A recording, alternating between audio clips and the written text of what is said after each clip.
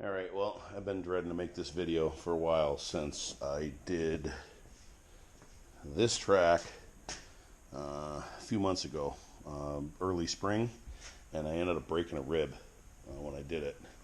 I'll show you what happened there, but the other day I was at a house and I was coming around a tree and this edge got up on the root system and I threw the track. And while I threw the track, I also cut the track, cut a couple of the wires in there, so that track is now junk. So I am going to show you how to remove these tracks. We're also going to replace the rear sprockets on both.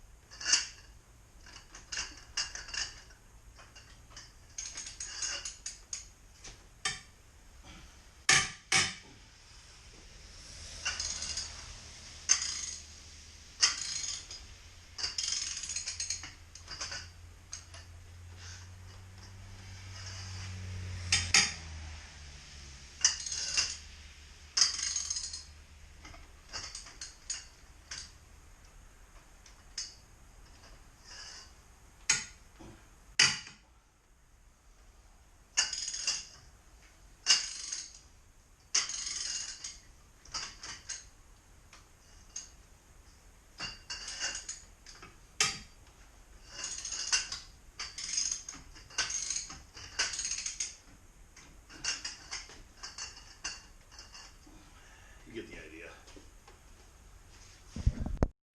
Well, here's the old sprocket. I got all the bolts loosened up a little bit, but the reason why I'm changing it is, as you can see on the leading edge of all these teeth, see how there's this meat left? That's when you're going in reverse, you know, which you don't do as much as in forward. But looking forward, half that, you know, most of this is gone. It's eating into the tooth, so it's time for these to come out. And the other reason why they're coming out is you can't change the drive oil unless you pull these off. There's no cap, there's no plug in here.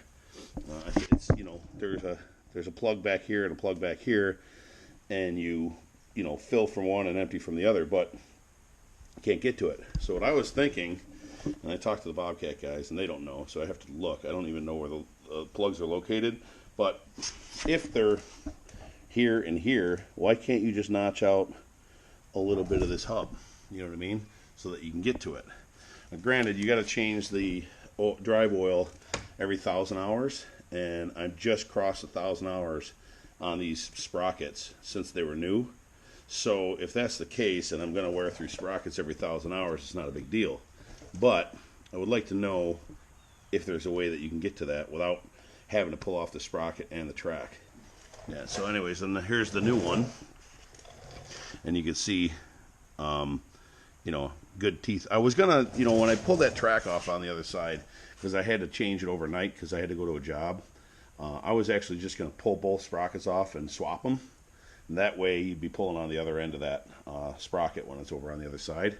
But, you know, I decided I wasn't going to cheap out and do that. Plus I, you know, hurt myself. So I decided I'll go ahead and buy the new sprockets, and when it was time to come change this track with that guy, I will install the new sprockets and do the oil change. So like I said, we just crossed over, well, it's 2,400 hours on it right now. I bought the machine when there was 1,400 hours on it.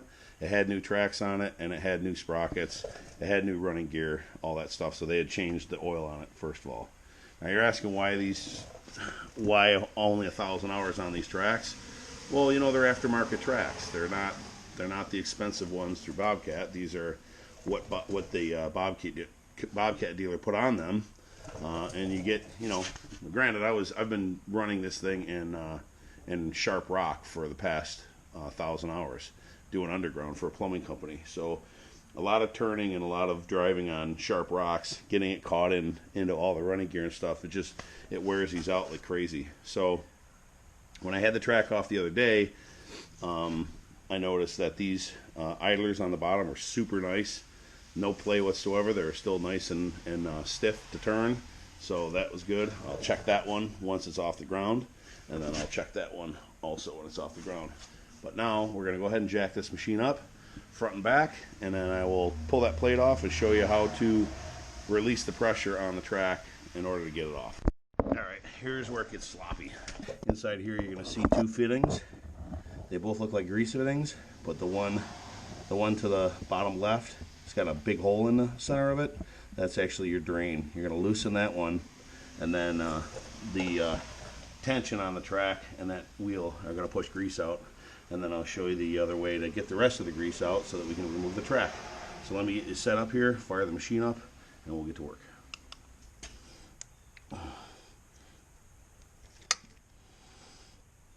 That wasn't so bad, but loosen this up. The grease starts coming out. So now what's happening is the weight of the track is pulling down on pushing in on that wheel in the front. So now to get it to go down further, I'm going to stick something in here to tighten up the track, and I'll show you that in a second here. Let me get set up. By putting that bar down in the track here, now that the track is loose, I can fit it in here. I just fit it between the two teeth here, and when I roll the track backwards, it's going to roll up in front of this wheel and push that wheel back. So I'll set you up over here to the grease nipple, and you'll see what I'm talking about when I start rolling the track backwards.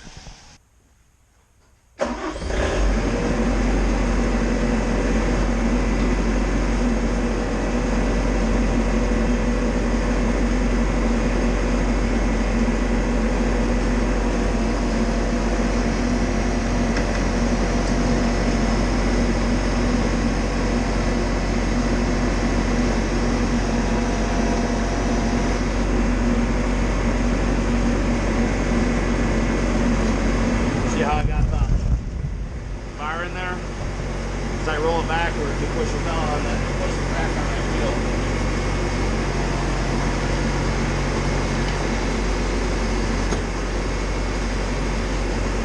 So, once that shoots through the other side, I gotta go a little bit further so I can grab it. But you can see now that all the tension is off the track, and I'll be able to slide it right off.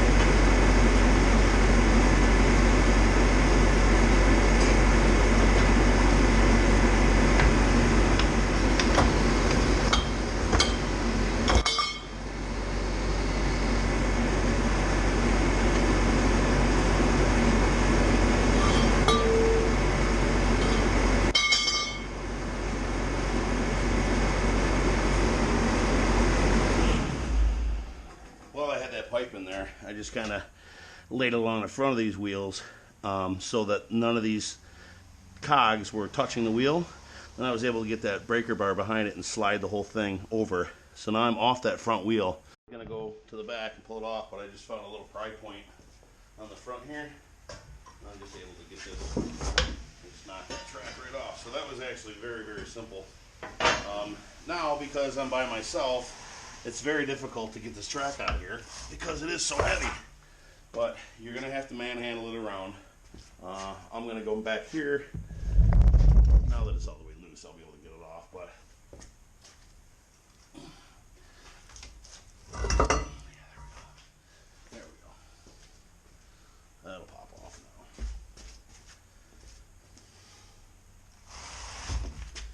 All right, there we go. It's out of there. Alright, that was actually a lot easier than I thought it was going to be. I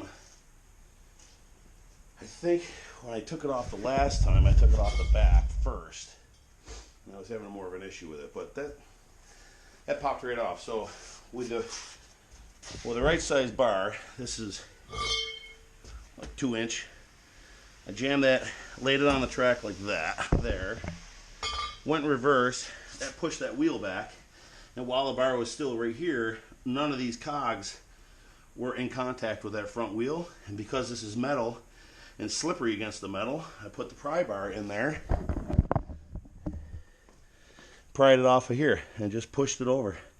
Pushed the track over, you saw that, dropped it off, just kind of forced it that direction a little bit, and then it just flopped off. So now we can go through and check out the condition of our running gear here. And I just kind of grab this front one. Hang on a second. Ooh, those are heavy. 16-inch tracks, they are heavy. This wheel here feels perfect. It spins, it's stiff, you know, so it's got a lot of grease in it, or whatever. The bearings are nice and tight, so it's stiff. There is no movement side to side. The same with the 3 on the bottom here. I have suspension in my track, so I'm going to take a look at these 3 leaf springs here and see if any are cracked. But upon first visual inspection, they seem good. And then this one back here, yeah, that also sounds super smooth, but nice and stiff. There is no movement. So yeah, that all the running gear looks great. Just that sprocket.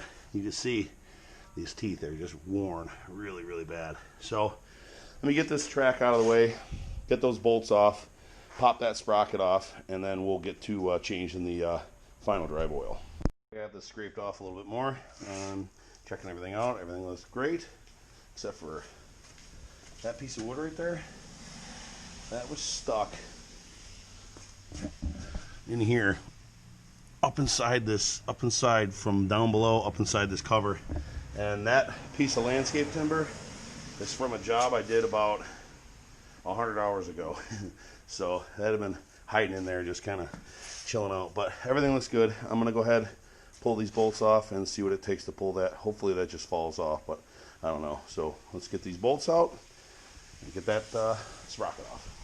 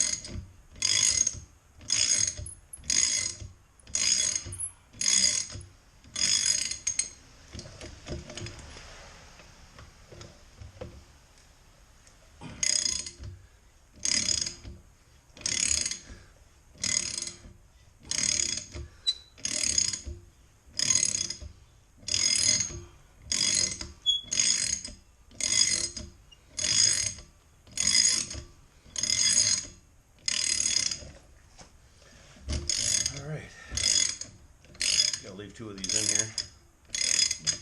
Whack on the back of that with a hammer. See if they come out. Let me pull all these out.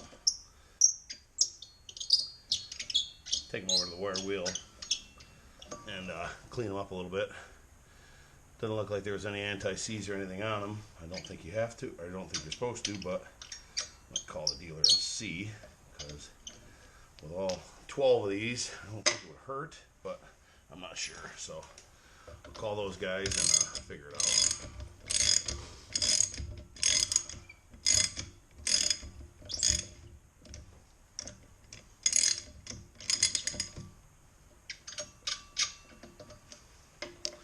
I used my 1/2-inch Milwaukee for this, but it broke. Something's wrong with it. Touch the trigger and it makes a little half a click and then stops.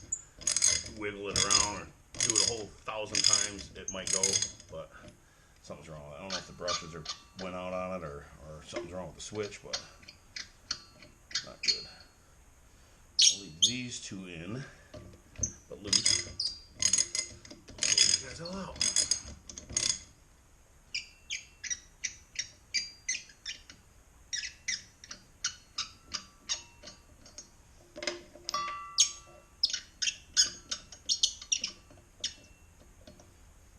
Loose.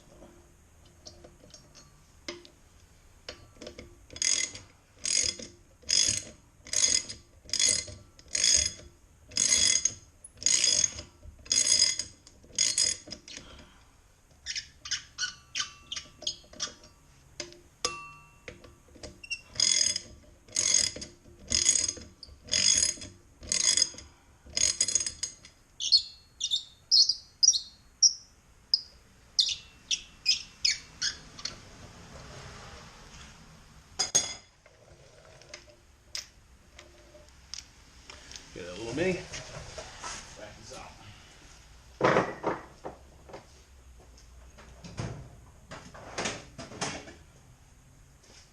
Hopefully it just pops right off. I don't think anything holds on. Ooh, that's loud. Pop right off.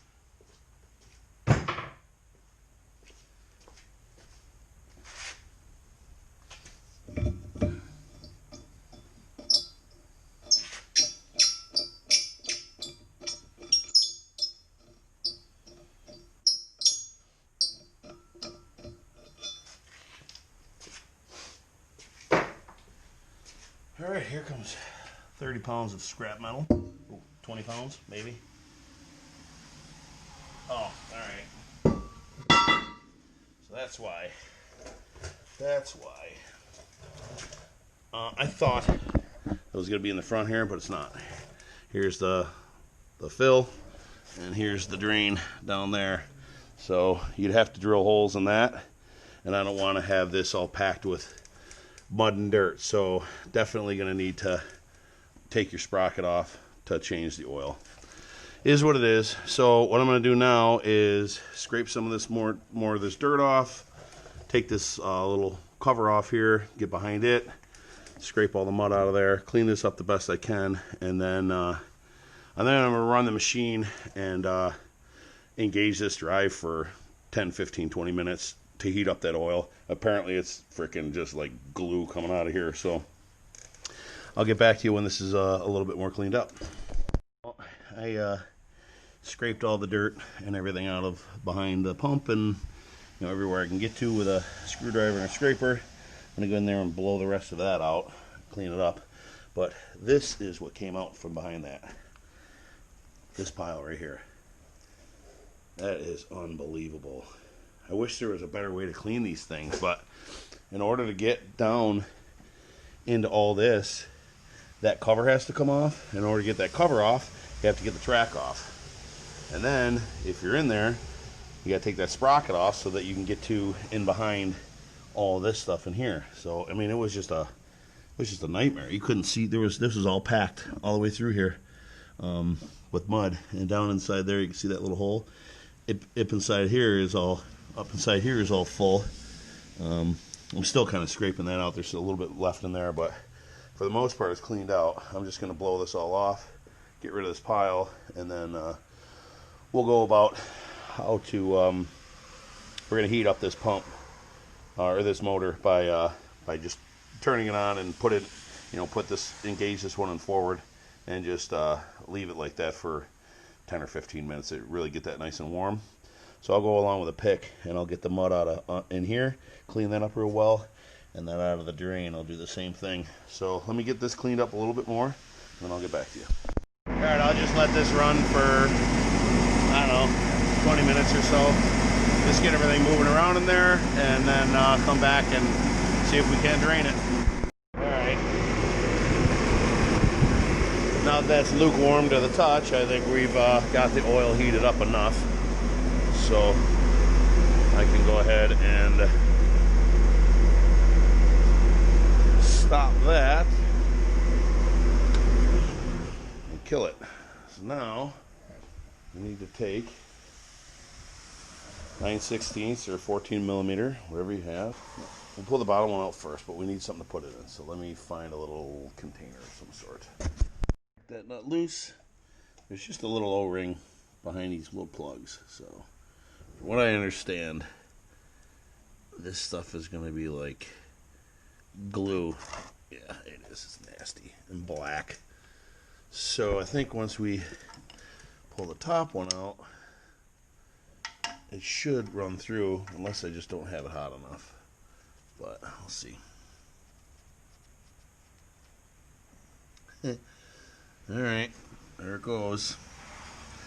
Just like you said it was going to be. Black, thick, nasty. So I'm going to let that drain. He said let it drain forever. I'll go get the other bottles here, show you what they look like, and we will get ready to put this back together. So that was really some nasty, thick garbage that came out of there, but both these plugs have magnets on the bottom of them, and the bottom one didn't have anything in it. Well, the top one, of course, didn't, but the bottom one didn't have anything in it, so I'm happy to say that there is not any metal issues. So now I'm going to go ahead and plug this bottom plug in.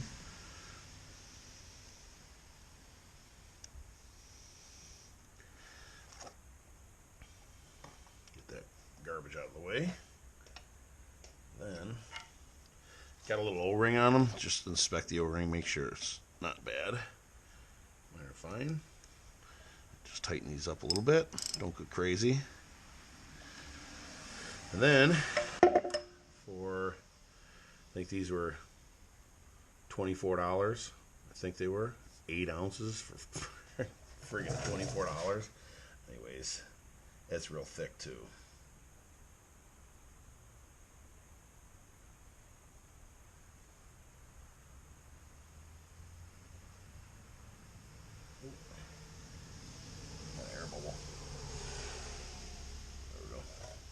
This is really thick. I asked them if I should microwave it or something, and they said no, just take your time. It'll go in.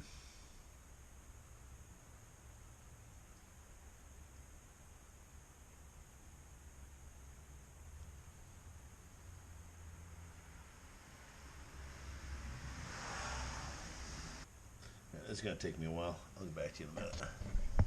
Installed. I got that as tight as I feel comfortable with.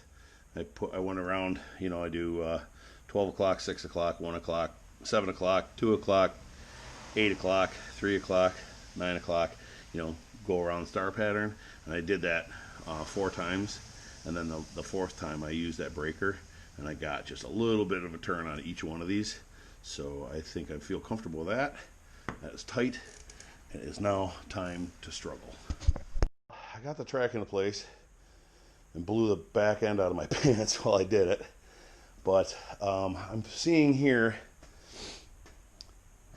that this thing, for me, just me lifting this up over the top of that sprocket, is going to be next to impossible, and I'm going to hurt myself. So I think the reason why I did it the front way last time is because you can basically slide it on there with a little bit of leverage from that breaker bar. So I think that's what we're going to do. We're going to go put it on the front first, and then we're going to try to pry it up and on as we get closer here, and then you know, figure it out. So I want to put you on a stand, but you're all going to look at my ass now, and my pants blew off. So I gotta position you guys in a little bit of a better area here. Maybe like this. This will probably work. Let's see. That work? That should work, right? Yeah, look at that. That is nice. Yeah, that is nice there. Okay, so I think that's what we're gonna do. This is gonna have to go this way. Okay, and then I think, actually, before I use this, I'll just get it forward enough.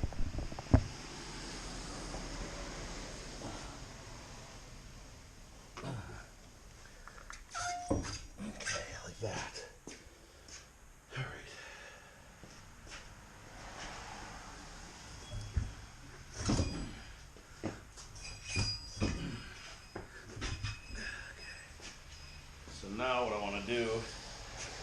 make sure. Yeah, see, I'm centered there. I want to get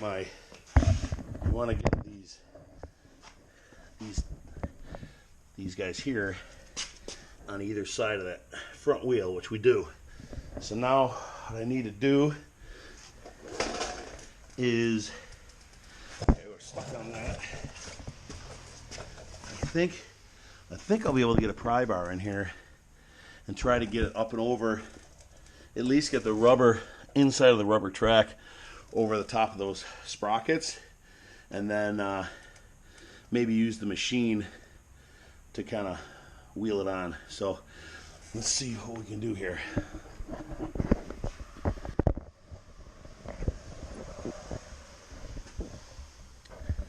You'll be able to see that.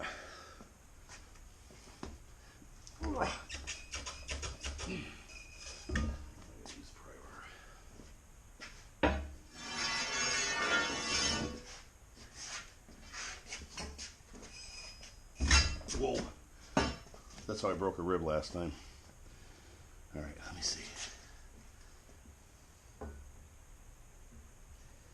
I can't blew my pants out. These are my favorite work jeans. All right. I think we're gonna go maybe with plan A. What's this thing? I think we might go with plan A. Now that I know that I can physically pick that up high enough, I'm getting stuck with the tension to get it over the top. I'm getting stuck on that bottom idler, so I think I'm going to do what I initially thought I was going to do. Pull it off the front, start from the back.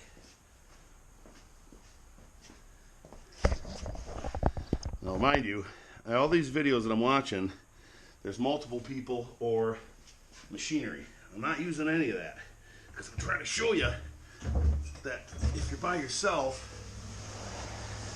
even in the woods or on a job site or something, that you can do this. It's not easy, but you can do it. Okay? Okay. Now that's off there. Let's go back here. Yep. Ooh, wow, that gets heavy. Man, that gets heavy quick. But I got it over. Got it started over the back one. Let me get my phone out of my pocket.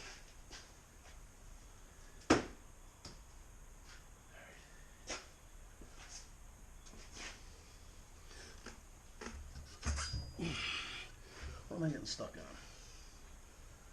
Oh, that's what. That's why I'm getting stuck. Okay. All right. That's what I did, right? I had it off this far. I gotta get the front. Oh, there we go. Get those front. Oh no, I didn't get it yet. These front teeth, the inside teeth, got to get over the sprocket. Once you do that, oh, there it goes. Okay. Once you do that, I can get this straighter, and then I can put it on like I did out in the field. I'm having an issue down here. Track is bowed up from sitting, so I'm getting stuck. So let me get my breath. I'm gonna take my pry bar, pull this out a little bit, straighten this up, and then we'll get the machine on. So let me get this a little bit straighter, and then, well, screw it, I'll leave it go. You guys can just keep watching the struggle, I guess. What do I gotta do? I think I need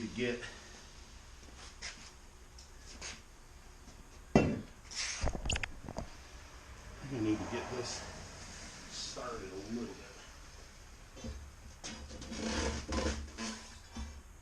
bit.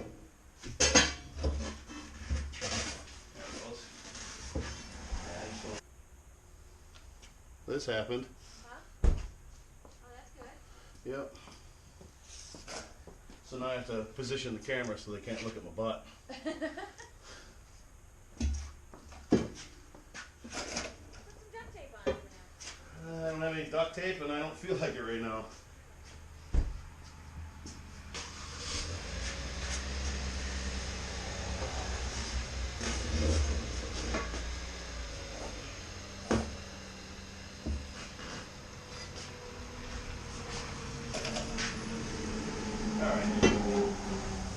So, kind of jumped off the back of that one there. I need to move this track out just a tiny little bit back out. See if I can do that. Yeah, like that. Here we go. See if I can. Try not to break my ribs. Out there.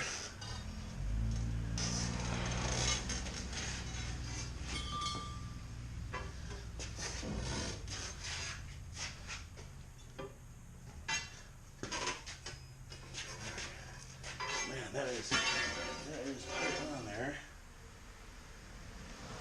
So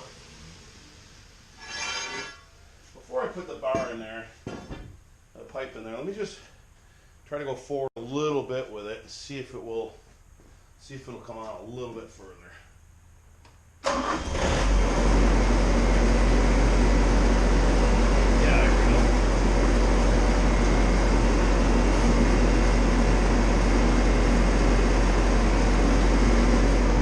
See these are the inside teeth. They got to go on the other side of that wheel over there. But I got to get them past this corner of the framework before I can even think about putting something in here to try to bicycle chain it on. So you guys back here. See if we can't manhandle this on somehow. I'm using a concrete breaker. Sucks because the front is flat like that and I can't get between these very well. But yeah, see, I'm making it worse there. So let me think about how I can pull on this way.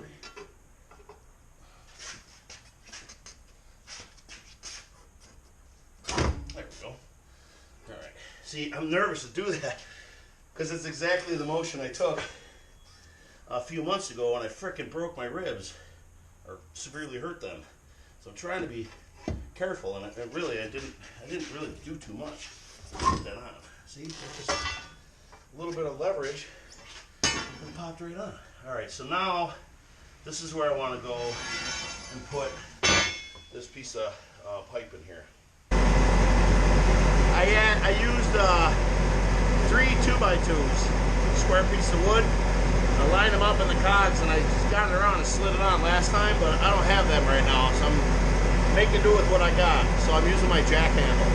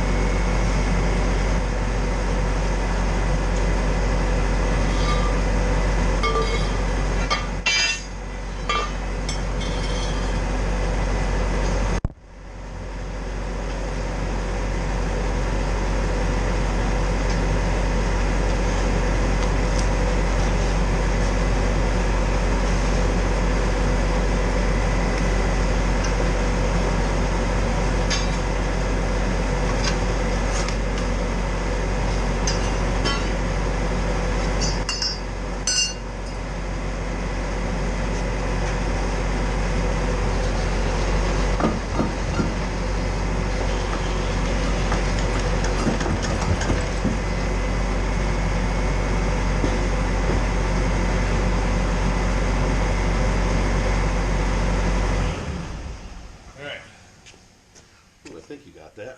Let's see. So it wasn't pretty, but it went on. So you can see, oh look at that, I even got more grease out of there. I got these on either side of the sprocket. Those are on either side of that back idler. The front ones that you see here are on this side. So that is now on. So now what we got to do is tighten it up. And I'll show you how to do that once I go get my... Oh, my helper showed up. Hi, what do you think? Inspector, where were you a minute ago when I needed your leverage, huh? So I got to go get my grease gun, and then we will go ahead and tighten this track up and see what we can do. So I'll be right back. And this is what I put on there. It's a lock and lube, so you just open that up, stick it over the zerk fit, and then shut it, and you're good to go. So what you're going to need for this next thing is, if you're using a electric battery operated grease gun, you're going to need a full battery, which I don't have, and you're going to need a full tube of grease in there, which I don't have, but I have another one ready. So we're just going to pump this in. Oh, I got to tighten that. I got to tighten this down. I've got that finger tight, but I got to tighten it all the way down. Hang on. Now that I got that on, all there is to do now is pump this for half an hour.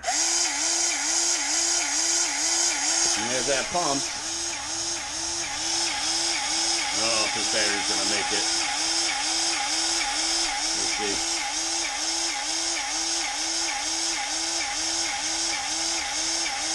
Once this thing starts moving, I'll turn you back on so you can see what I'm talking about.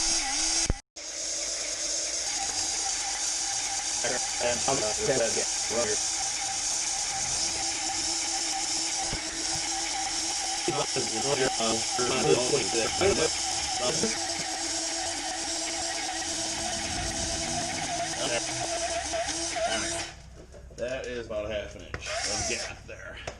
So now what I want to do is I'm going to fire up the machine and roll this over a bunch of times, and if there's any kinks or any little weird spots in the track, kind of settle into the groove where it needs to go, and then we'll come back and we'll recheck this. So make sure you take everything off your track, like your cell phone and anything else, because that could be bad. Don't ask me how I know.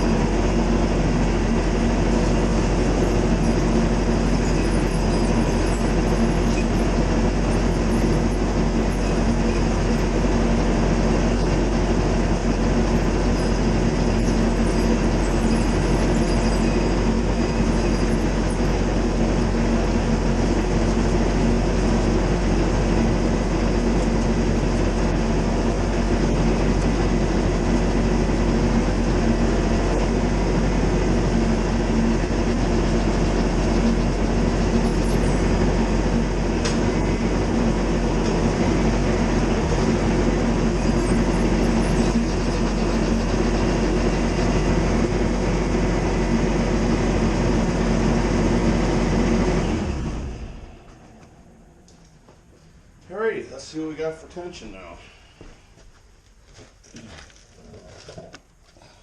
Yeah, see, we lost a whole bunch. So, put this back on, crank her up a little bit higher.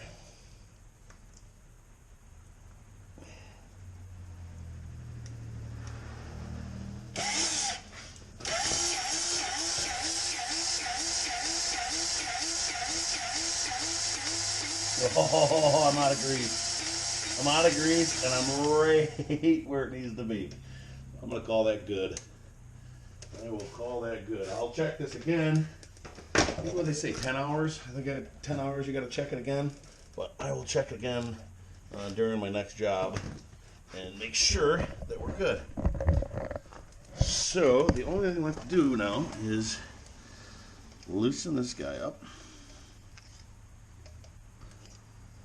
Put it back in there. Tighten these both down with a 9/16, and you're done. So that was that. We did a sprocket change, final drive oil change, and a track replacement, and did an inspection on all of the gear underneath, and everything looks fantastic, feels fantastic. Looks like I'm going to have hopefully another 1,000 hours out of this rest of this gear before I have to hopefully not change that sprocket. But if I do, I do. We know how to do it now. So now I'm going to go ahead and spin the machine around and get ready to get the other side off. That side we're not changing the track because it's already got a new one on it, but we do have to take it off to change that. So if you could, please rate, comment, subscribe. Have a great day.